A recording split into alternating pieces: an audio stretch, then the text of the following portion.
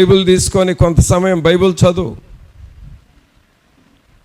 ఆ తర్వాత నీకు వచ్చిన ప్రార్థన చేస్తూ ఉండు. నీ కుటుంబీకుల కోసం, సంగమం కోసం, నీకు తెలిసిన వారందరి కోసం ఒక గంట అయినా ప్రభు సన్నిధిలో కనిపెట్టి ప్రార్థన చేయాలి. దేవుని సన్నిధిలో ఒక గంట మొదటి గంట ప్రభువుకి ఇస్తే ఆ తర్వాత నీకు 23 గంటలు ఉన్నాయి కదా. 23 గంటలు నువ్వు చాలా పనులు చేసుకుంటావు కదా. ఆ పనులన్నిటికీ ఆ గంట ప్రార్థన నీకు ఉపయోగపడతా ఉంటుంది. ఆమేన్. అందుకనే ఇక్కడ 14వ వచనంలో ఏమంటున్నాడంటే, చదవండి దయచేసి, అందరూ చదవండి, అందరూ బిగ్గరగా చదవండి. యెహోవా కొరకు కనిపెట్టుకొని ఉండుము, ధైర్యము తెచ్చుకొని నీ హృదయమును నిబ్బరముగా ఉంచుకొనుము. యెహోవా కొరకు కనిపెట్టుకొని ఉండుము అనగా దేవుని సన్నిధిలో అబ్రహాము తెల్లవారుజామున లేచి ఎలా ప్రార్థన చేశాడో, అలాగే యేసుక్రీస్తు ప్రభువారు వేకువనే ఇంకనూ చీకటి ఉండగానే ఒలీవల కొండ మీదకు వెళ్ళి ఎలా ప్రార్థన చేశాడో, అలాగే శృంగారమను దేవాలయం దగ్గరకు పేతురు యోహానులు వెళ్ళి ఎలాగూ కనిపెట్టి ప్రార్థన చేశారో, అలాగూ నీ జీవితంలో కనిపెట్టడం అనేది ఒకటి చాలా ప్రాముఖ్యమైన విషయం.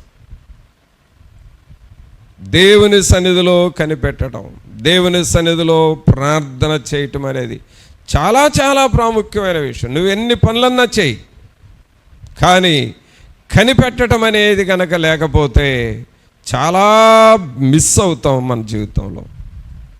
అందుకనే ఇది ఒక క్రమం మనం నేర్చుకోవాలి. దేవుని సన్నిధిలో కనిపెట్టాలి. నువ్వు కుటుంబంతో కలిసి ప్రార్థన చేయి, నువ్వు ఒంటరిగా ప్రార్థన చేయి, కానీ నువ్వు దేవుని సన్నిధిలో కనిపెట్టాలి.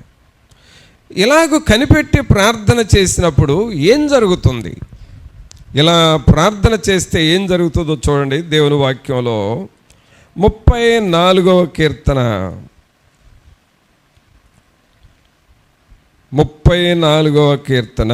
19వ వచనం చదవండి.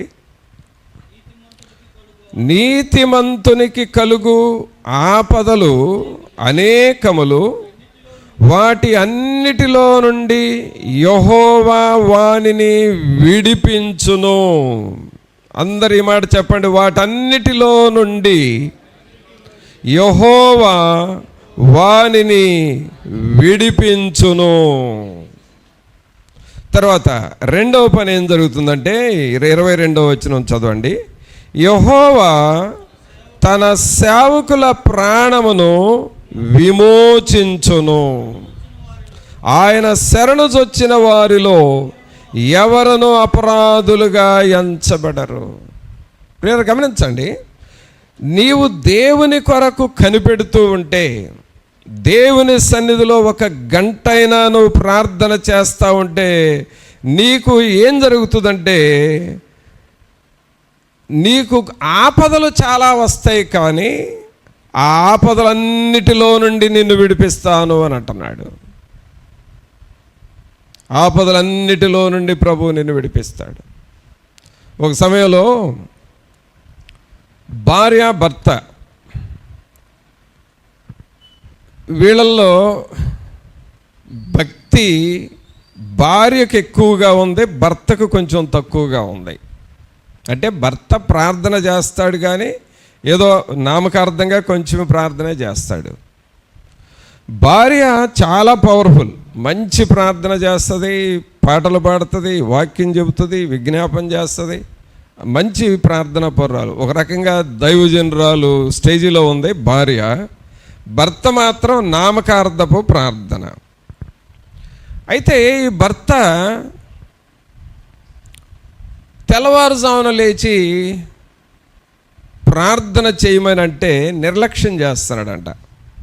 అంటే రోజు తెల్లవారుజామున లేచి ప్రార్థన చేయండి, నేను చేస్తున్నాను కదా, నువ్వు కూడా లేచి ప్రార్థన చేయని చెప్పేదంట భార్య. ఈమె మాట భర్త పెద్దగా పట్టించుకోవట్లా.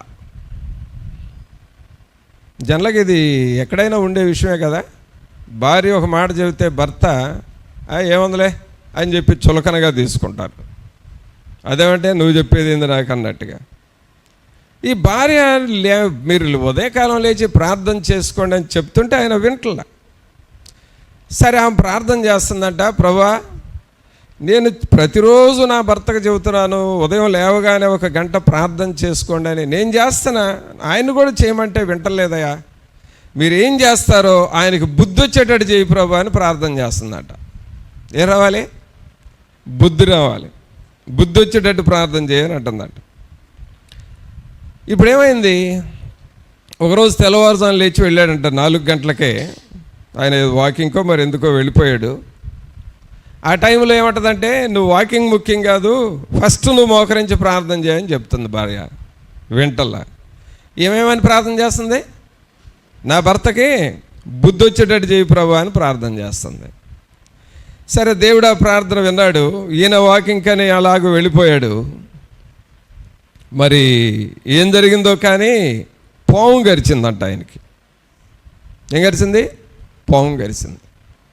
పాము గరిచి ఆ విషం పాము దాంతో నురుగుపడటం అలాగూ క్రింద పడిపోయాడంట. ఆ దారిని వెళ్ళిన వాళ్ళు చూసి ఆమెను అతన్ని తీసుకొని వచ్చి వాళ్ళ ఇంటి దగ్గర వదిలేసి ఆమె అతని భార్యకి చెప్పాడంట, అమ్మ ఏమండి మీ భర్తకి ఏదో పాము గరిచినట్టుంది, దారిలో పడిపోయాడు, అందుకని తీసుకొచ్చామనంటే ఈ భార్య ఏమందో తెలుసా? దేవునికి స్తోత్రం అందంట. ఏముంది చెప్పండి, అందరూ చెప్పాలి, స్త్రీలందరూ చెప్పండి, పురుషులు కూడా చెప్పండి, దేవునికి స్తోత్రం అన్నారంట. ఆ విన్న వాళ్ళకి ఇదేంద్రా భర్తకు పాము గరిచి పడిపోతే నురుగ్గక్కుతుంటే ఏమేంద్రా నాయన దేవునికి స్తోత్రం అంటది అని అంటే, సరే ఎక్కడో చోటకి తీసుకెళ్ళండి, ఏదైనా మంత్రం పెట్టించే వాళ్ళ దగ్గర తీసుకెళ్ళండి, లేదంటే హాస్పిటల్ కన్నా తీసుకెళ్ళండి అని అంటే ఏమంటుందంట, నేను ఎవరి దగ్గరికి తీసుకెళ్ళనందంట. నేను ఎవరి దగ్గర తీసుకెళ్ళనందంట. సరేనమ్మా నీ భర్త మీ ఇష్టం, నా వాకెందుకని చెప్పి వెళ్ళిపోయారు. అప్పుడు వాళ్ళందరూ వెళ్ళిన తర్వాత భర్త అంటున్నాడంట, ఈ 2 చేతులు ఎట్లు పెట్టి, అమ్మా ప్రార్థన చేయమ్మ నా కోసం అన్నాడంట. ఎవరాడు? నా కోసం ప్రార్థన చేయమ్మా అన్నాడు. ఎందుకు ప్రార్థన చేయాలంటే, అంటే భర్తకు ఉన్న విశ్వాసం ఏంటంటే, పాము కాటైనా నా భార్య ప్రార్థన చేస్తే తగ్గుతుంది అనే విశ్వాసం భర్తకు ఉంది.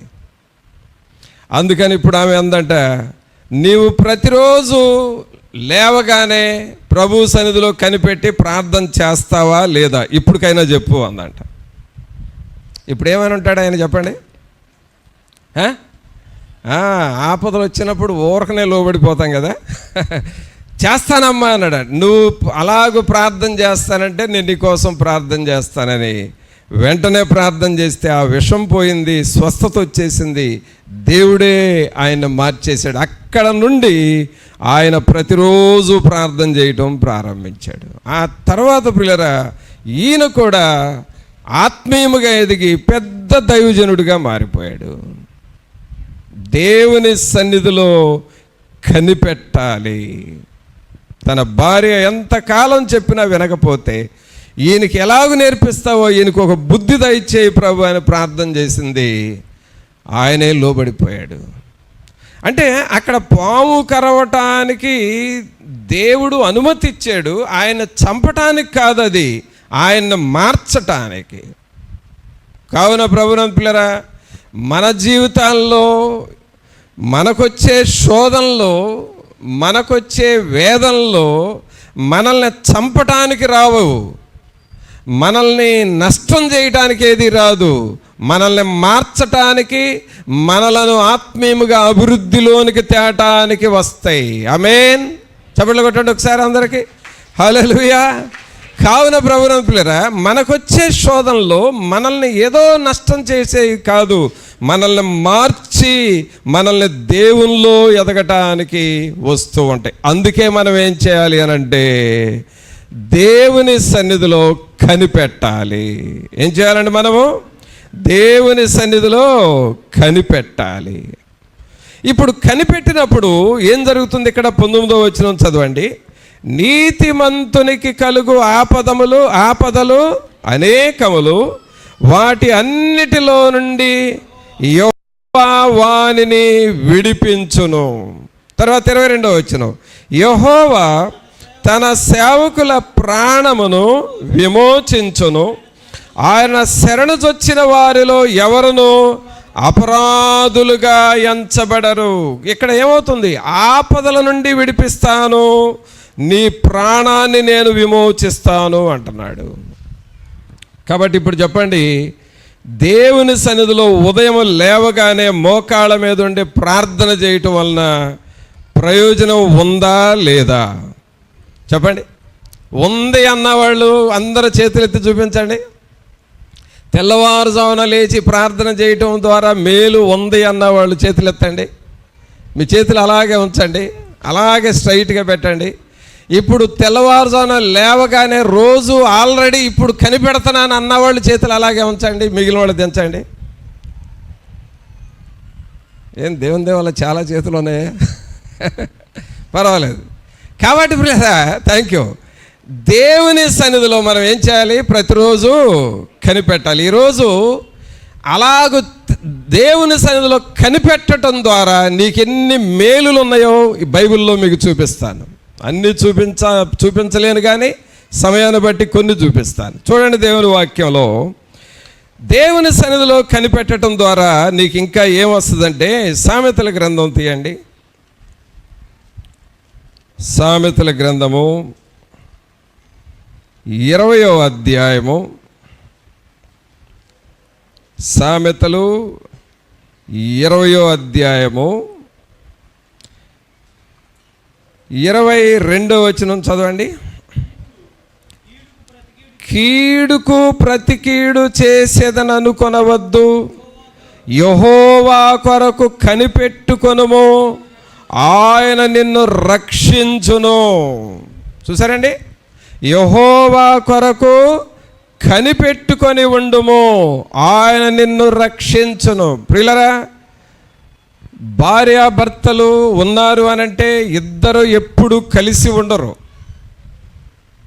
వారు ఇంటికి వచ్చినప్పుడే పిల్లలు తల్లిదండ్రులు కలిసి ఉంటారు, కానీ పగలంతా కూడా ఎవరి పని మీద వాళ్ళు వెళ్తారు. ఇప్పుడు మీరే ఆలోచన చేసుకోండి. నీ కొడుకు ఒక చోట, నీ కూతురు ఒక చోట, నీ భర్త ఒక చోట, నీ భార్య ఒక చోట, ఉద్యోగాలు కానీ చదువులు కానీ వివాహాలైన తర్వాత కానీ రకరకాల స్థలాల్లో ఉంటారు. ఫ్యామిలీ అంటే అందరం కలిసి ఉండము. ఎప్పుడు ఎవరి దారిన వాళ్ళు చదువుల కోసం పంపిస్తూ ఉంటాం. మరి నీ ఎదురుగా ఉంటే నీ పిల్లోడికో నీ కూతురుకో ఏదైనా ఆపద వస్తే నువ్వు కాపాడుతావు. వాళ్ళు ఇప్పుడు ఎక్కడో ఉండారు, వాళ్ళకి ఆపద వస్తే ఇప్పుడు నువ్వేం చేయగలవు చెప్పు? నీ కూతురు ఎక్కడో ఉంది, ఏదైనా సడన్గా ఆపద వచ్చింది, ఏం చేస్తావు? ఎక్కడుండి నువ్వు? నీ కొడుకుని ఏం చేయగలవు? నీ కోడల్ని ఏం చేయగలవు? నీ అల్లుడిని ఏం చేయగలవు? నీ మనవడిని ఏం చేయగలవు? నీ మనవరాలను ఏం చేయగలవు? అందుకనే పిల్లరా, మనకు చేతనైన పని ఏమిటంటే దేవుని సన్నిధిలో నువ్వు కనిపెట్టి ప్రార్థన చేస్తూ ఉంటే, దేవునికి మొరపెడుతూ ఆయన సన్నిధిలో విజ్ఞాపన చేస్తూ ఉంటే, నీ రక్త సంబంధికులు, నీ పిల్లలు ఎంత దూరాన ఉన్నా, 100 కిలోమీటర్ల దూరాన ఉన్నా, 1000 కిలోమీటర్ల దూరంలో ఉన్నా సరే వారిని ప్రభు కాపాడుతాడు. ఆమేన్. అందుకనే ఇక్కడ దేవుని వాక్యంలో ఉన్నది, యెహోవా కొరకు కనిపెట్టుకొనుము, ఆయన నిన్ను రక్షించును. అనగా దేవుని సన్నిధిలో నువ్వు కనిపెట్టి ప్రార్థన చేస్తూ ఉన్నప్పుడు ఆయన నిన్ను రక్షిస్తాడు, నీ కుటుంబాన్ని రక్షిస్తాడు. నీవు ఎవరి కొరకు ప్రార్థిస్తున్నావు వారందరినీ రక్షిస్తూ ఉంటాడు. అందుకే నీవు దేవుని సన్నిధిలో కనిపెట్టి ప్రార్థన చేయటం చాలా అవసరం. ఈ కనిపెట్టడం అనేది ఒకవేళ నీకు అలవాటు లేకపోతే అలవాటు చేసుకోవాలి. ఒకవేళ నువ్వు 10 నిమిషాలే కనిపెడతా ఉంటే ఇంకొంచెం డెవలప్ చేసుకో, ఒక ½ అన్ అవర్ డెవలప్ చేసుకో. ఒక అరగంట నువ్వు ప్రార్థన చేసే అలవాటు ఉంటే 1 గంటకు పెంచుకో. ఏదేమైనా కనీసం 1 గంట అయినా మోకాళ్ళ మీద ఉండటానికి నువ్వు ప్రయత్నం చేయాలి. నీ స్వరమెత్తి బిగ్గరగా ప్రార్థన చేయాలి. అప్పుడు నీ ప్రార్థన ఆలకించి నీవు ప్రభు దగ్గర కనిపెట్టుకుంటున్నావు కాబట్టి ఆయన నిన్ను రక్షిస్తాడు. నీ అవసరతలను కూడా ప్రభువు తీరుస్తాడు. కావున నీవు కనిపెట్టుట ద్వారా నీకు సంబంధించిన వారందరూ రక్షింపబడతారు. అబ్రహాము ప్రార్థన చేయటం ద్వారా తన కుటుంబీకులందరూ రక్షించబడ్డారు. దావీదు అలాగూ కనిపెట్టి ప్రార్థన చేయటం ద్వారా తన సైన్యము, తన రాజ్యాన్ని తను కాపాడుకున్నాడు. కావున ప్రభు సన్నిధిలో కనిపెట్టి ప్రార్థన చేయటం అనేది మనం తప్పకుండా చేయాల్సిన మరొక పని. అలాగే ఇంకా కనిపెట్టుట ద్వారా ఏం జరుగుతుందంటే యెషయా గ్రంథము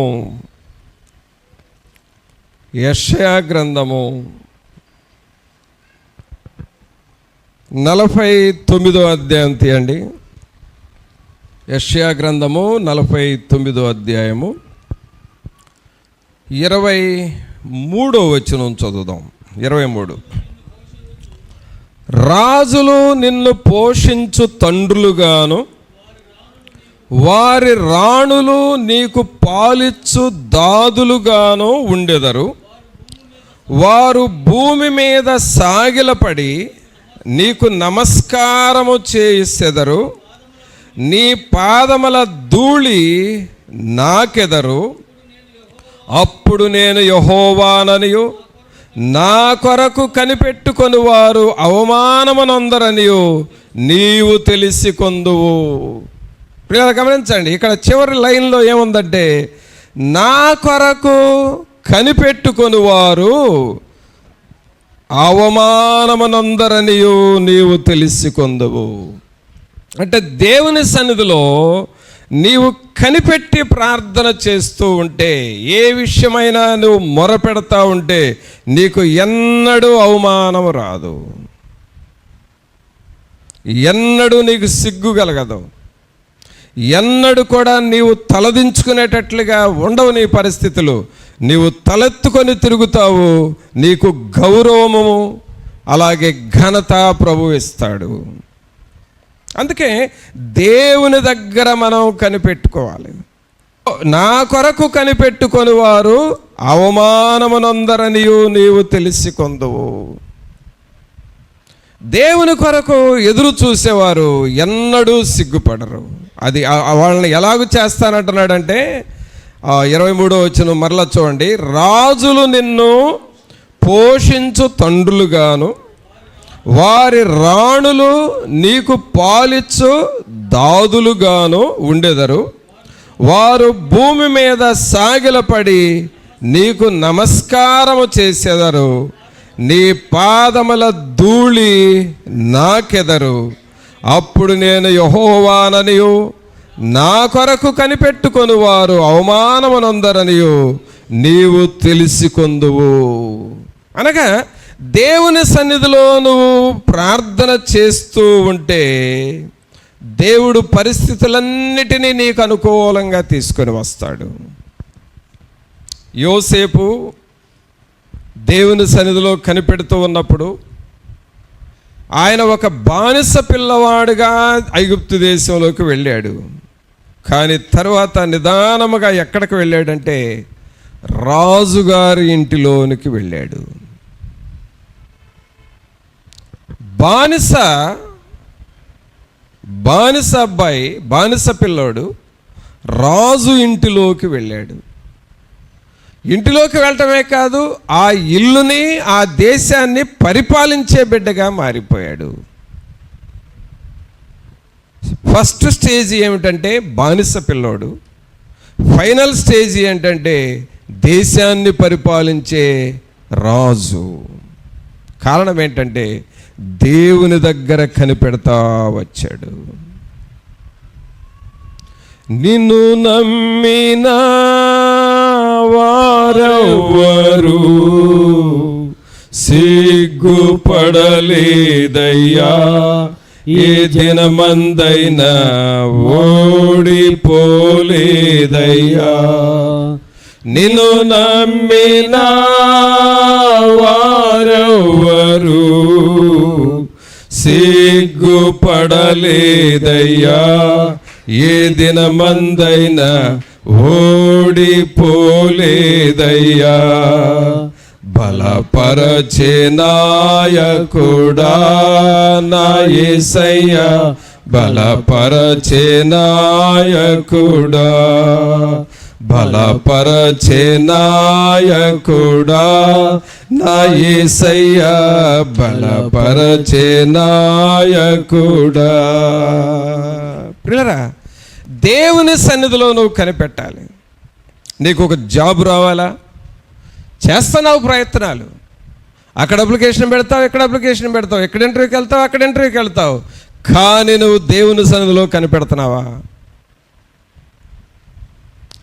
అసలు చేయాల్సింది చేయకుండా ఊరికేదో అక్కడికి అప్లికేషన్ ఎక్కడికి అప్లికేషన్ పెట్టి వాళ్ళు పిలిచారు వీళ్ళు పిలిచారని వెళ్ళి దేవుడు పర్మిషన్ ఇవ్వాలి కదా. వాళ్ళ హృదయాల్లో దేవుడు దొరబడాలి, వారి ద్వారా దేవుడు నీకు ఇప్పించాలి. నువ్వు ప్రభు దగ్గర కనిపెట్టకుండా నువ్వు ఎన్ని ప్రయాసాలు పడితే ఉపయోగం ఏంటి? నీకు ఆరోగ్యం కావాలి, నువ్వేం చేయాలి? ఓ హాస్పిటల్లో పరిగెత్తటమా?